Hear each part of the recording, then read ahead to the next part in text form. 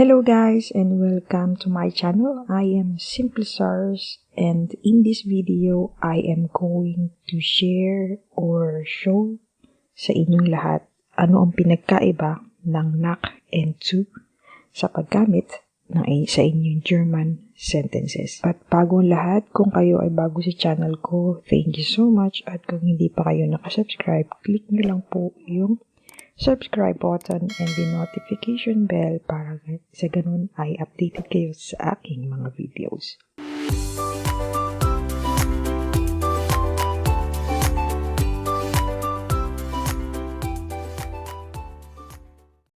So, sisimulan na natin. Ang nach and zu, normally, they are used for pertaining a location. For example, pupunta kayo sa school. Okay, pupunta kayo sa ibang location, sa ibang country, sa bahay or something. So, they are pertaining to. Okay?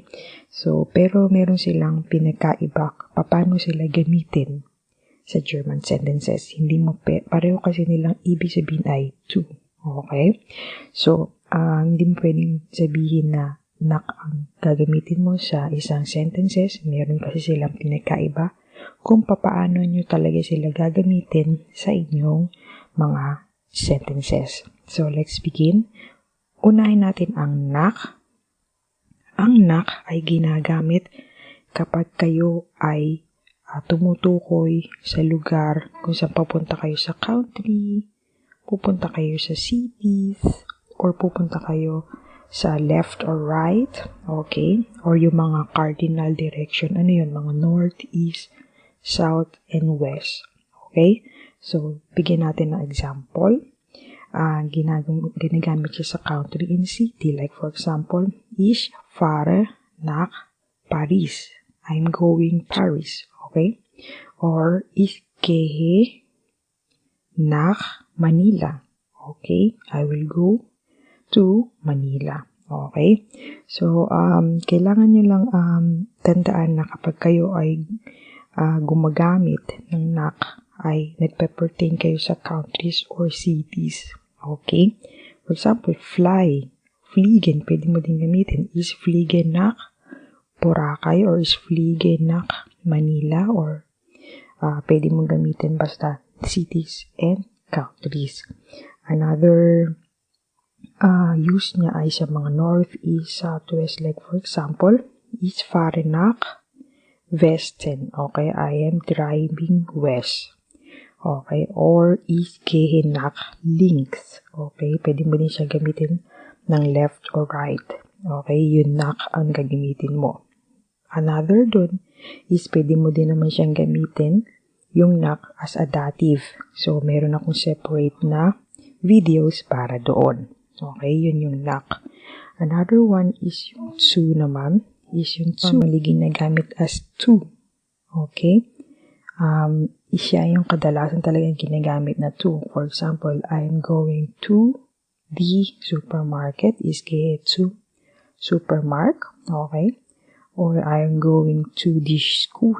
Is gehe zur Schule. Okay?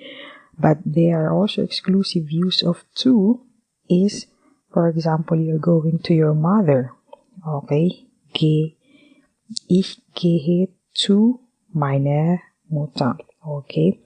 Zu meiner Mutter. So, ibig sabihin yan, parang ang ibig sabihin nun ay pupunta ako sa bahay ng mama ko. For example, like that. Okay? Pwede mo ding sabihin na pupunta ka sa isang company o pupunta ka sa isang bahay ng someone's house. Like, for example, someone's house nga. Yun ang pwede mong gamitin to. Yung literal na word na to. Okay? So, kahit saan pwede mong gamitin, ang pinakaiba lang is yung nach lang ang mayroong specific siya na ginagamitan. Hindi mo pwedeng gamitin lahat na is gehe to Manila, is gehe to Manila. Hindi mo pwedeng gamitin yun. Dapat kailangan ang gagamitin mo pagka kayo ay countries and cities ang tinutukoy nyo sa sentence is nach ang gagamitin nyo. Okay? Zu is normally, nach and zu are they are both dative. So you have to follow the rules na kapag gumagamit ka ng zu and nach, ang kadalasan na article na gagamitin mo ay in dative form. Okay? So, meron lang tayong exception sa paggamit ng nach and zu. Ito lang ay kapag gumagamit or tumutukoy kayo ng ang kasunod nyo ay Hause. Okay? Exemption yun. So, hindi mo pwedeng sabihin na ich gehe zu Hause pag gusto mo sabihin na I will go to home or I will go to house. Ang kailangan mong gamitin kapag gusto mo sabihin na is I will go home or I will go to my home, uuwi ka ng bahay, for example, kailangan mong gamitin yung nach. Huwag ka na magtanong kung bakit, basta iyon ang exemption to this two, nach and zu. Okay? So, pag gusto mo sabihin, I'm going home, ich gehe nach Hause. Okay? Tandaan niyo yan. Ngayon, tatanungin mo kung ano po yung zu. Ay, naririnig ko po may zu Hause. Tama? Kapag gusto mo namang sabihin na, I am home, okay? Ich bin zu Hause, ang sasabihin mo. Okay? Tandaan mo na lang to. Yang Hause na yan, tandaan mo na yung dalawang sentences na yan kapag kayo ay nagsasabi ng about going home at saka I'm home. Huwag ka na magtanong kung bakit ich bin zu Hause. Iyan na yan, fix na yan. Okay, tandaan mo na yan, huwag na tayong magtanong kasi yun talaga. Ganon din ako noong umpisa. Nalilito ako sa akala ko ich gehe zu Hause. Mali pala yun. Ich bin zu Hause is equals to I'm home. And ich gehe nach Hause is I am going home. Okay? So, yan yung lahat. Yung pinagkaiba na konsu. Sana may natutunan kayo. And, magkita-kita tayo sa aking next video. Okay? Sana nandun pa rin kayo. Thanks sa mga suporta and, tschüss mga kababayan.